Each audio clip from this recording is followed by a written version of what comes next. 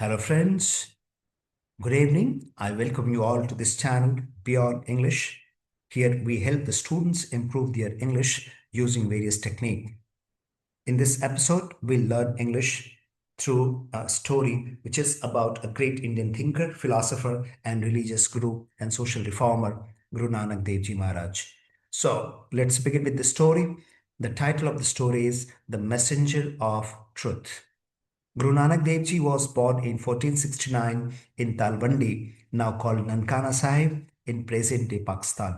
आज के जो पाकिस्तान है आज का प्रेजेंट डे पाकिस्तान मतलब आफ्टर पार्टीशन उसमें एक जगह है तालवंडी जिसको अब हम ननकाना साहिब के नाम से जानते हैं। वहां पे 1469 में गुरु नानक देव जी का जन्म हुआ था।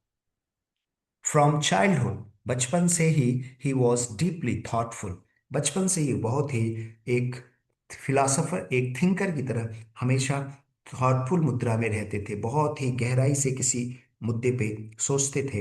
एंड ऑफ्टन क्वेश्चन और अक्सर सवाल खड़े करते थे किसको? Blind rituals and social divisions पे। तो ये दो जो बातें हैं, blind rituals and social divisions, इस पे वो सवाल खड़े करते थे और सोच की मुद्रा में रहते थे, like a philosopher, like a thinker. अब यहाँ पे ब्लाइंड रिचुअल्स को हम जरा समझते हैं। रिचुअल्स का मतलब होता है सेरिमोनियल्स या सेक्रेमेंट्स, हिंदी में बोलते हैं संस्कार या रीति रिवाज। लेकिन ब्लाइंड का मतलब ये होता है some rituals are not fully understood to us though we practice। हम वो प्रैक्टिस करते हैं but we do not fully understand the reasoning behind that why we practice, हमें नहीं मालूम। ऐसे ऐसे रिचुअल्स को, ऐसे रीति रिवाज को we call it blind rituals. तो गुरु नानक देव जी ने कहा जिनको हम ठीक से समझते ही नहीं उसको हम क्यों करें। तो एक सवाल वो उन्होंने उस पर खड़ा करा। दूसरा उन्होंने सवाल खड़ा किया सोशल डिविजन्स पे। समाज में बहुत सारे डिविजन्स थे, specially in the name of caste, creed, religion है। इन सब के लाइन पे बहुत से क्या था, समाज में बंटवारा था। तो इसको भी सवाल करा उन्होंने कि लोग समाज में इतने बटे हुए क्यों हैं, कोई जाति के नाम के, धर्म के नाम पे, ऊंच नीच के नाम पे लोग बटे पड़े हैं। तो इसको पे भी उन्होंने सवाल खड़ा करा।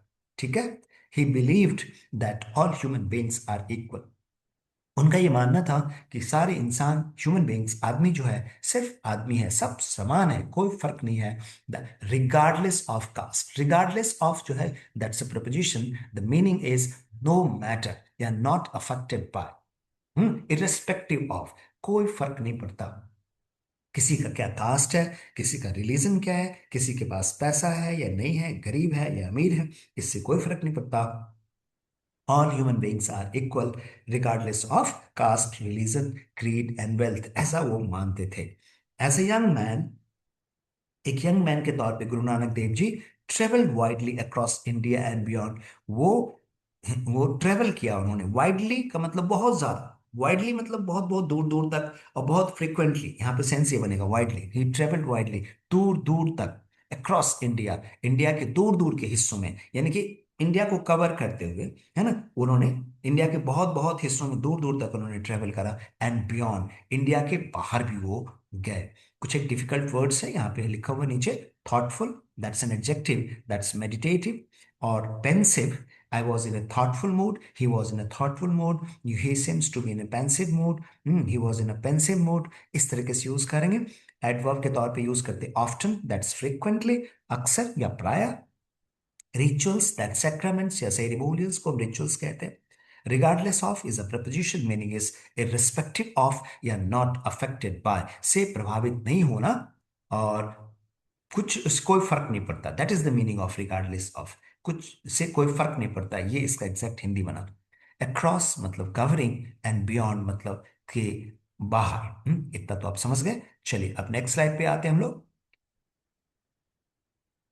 ड्यूरिंग हिज जर्नीज, अपनी यात्रा के दरमियान, he spread the message of truth. अपनी यात्रा के दरमियान जो उन्होंने संदेश दिया, किस चीज का संदेश दिया?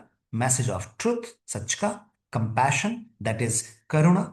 Compassion is a feeling of sympathy towards other, दूसरों के प्रति काइंडनेस या कंसर्न फॉर अदर्स, दूसरों के प्रति जो कंसर्न हम शो करते हैं, दैट कंसर्न इज कॉल्ड करुणा या compassion. And selfless service, selfless service परमार्थ सेवा मतलब निस्वार्थ सेवा आप जिसको कह सकते हो। तो ट्रुथ का, कंपैशन का और सेल्फलेस सर्विस का मैसेज उन्होंने स्प्रेड करा। He taught people to remember god. उन्होंने लोगों के बताया, सिखाया कि भाई आप ईश्वर को याद करो थ्रू ऑनेस्ट वर्क। कैसे याद करो आप? ऑनेस्ट वर्क के थ्रू। आप अच्छा ईमानदारी से काम करो और ईश्वर को इस काम के थ्रू याद करो। And sincere devotion. सिंसियर का मतलब भी यही होता है, ऑनेस्ट के सेंस में हम सिंसियर का इस्तेमाल करते हैं, मतलब अर्नेस्ट जिसको आप बोलते हो, या हार्ट फेल्ट, हार्दिक जिसको हम बोलते हैं, हार्ट फेल्ट आपने टर्म सुना होगा, उसको हम सिंसियर बोलते हैं, हार्ट फेल्ट या sincere. The heart felt devotion, ये नहीं कि भगवान के सामने हम पूजा कर रहे हैं और मन हमारा कहीं और है, वो सिर्फ एक रिचुअल के तौर पे हमने भगवान के सामने पूजा करने का वो कर रहे हैं, एक्ट कर रहे हैं, वो नहीं। सिंसियर डिवोशन का मतलब होता है, डिवोशन मतलब लव और फेथ इन गॉड, उसको हम डिवोशन कहते हैं। But that has to be heartfelt, मतलब हृदय से किया हुआ होना चाहिए। समझ में आए बात? और ऑनेस्ट वर्क होना चाहिए, इसके थ्रू हम गॉड को याद कर सकते हैं। ठीक है, ये इन्होंने पढ़ाया लोगों को। हिज फेमस टीचिंग वॉज एक ओंकार। उनका जो फेमस टीचिंग था दैट वॉज एक ओंकार। इसका मतलब है दैट गॉड इज वन, ईश्वर एक है, एंड प्रेजेंट एवरीवेयर, और हर जगह प्रेजेंट है। प्रेजेंट एवरीवेयर के लिए हम टर्म यूज करते हैं यूबिक्विटस या ओमनी प्रेजेंट। आपको शायद याद होगा, यूबिक्विटस या ओमनी प्रेजेंट टर्म हम यूज करते हैं हर जगह मौजूद होने के लिए। Guru Nanak strongly opposed superstition. उन्होंने बहुत ज्यादा अपोज करा, किस चीज को अपोज करा? सुपरस्टिशन। सुपरस्टिशन इज हिंदी में हम उसको बोलते हैं अंधविश्वास, मतलब belief that is based on fear और that is based on ignorance. जो इग्नोरेंस पे बेस्ड है, अज्ञानता पे बेस्ड हमारे कुछ बिलीफ होते हैं, या फियर पे बेस्ड हमारे कुछ बिलीफ होते हैं, that belief is called superstition. Hindi में वी कॉल, मैंने आपको बताया, हिंदी में उसको हम बोलते हैं, ठीक है, अंधविश्वास।